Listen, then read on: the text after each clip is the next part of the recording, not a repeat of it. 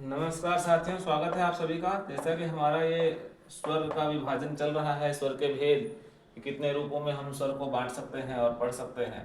तो पहले ही क्लास में बताया गया था आपको कि स्वर के भेद जो है हम इन रूपों में देख सकते हैं: रचना के आधार पर, जिह्वा के आधार पर, और ओष्ठाकृति के आधार पर, मुखाकृति के आधार पर, और उच्चारण के आधार पर। तो पहला भेद मैंने पहले के क्लास में बता दिया था। यह दूसरा है, जिह्वा के आधार पर कितने भागों में बांट सकते हैं। मैंने आपको यह दिखाया कि ये जो है जीव की एक आकृति बना दिया।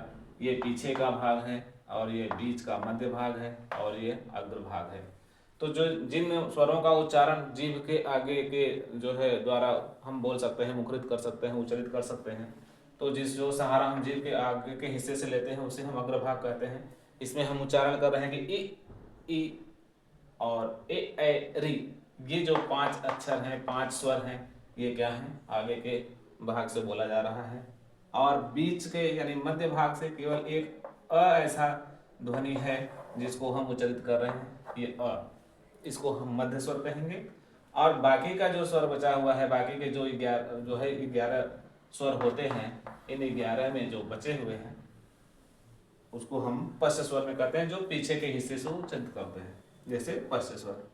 अब यहाँ देखिए उ उ ओ आ, और एक आगत ध्वनि है आ, जैसे डॉक्टर में हम लिखते हैं ऐसे अर्धचंद्र।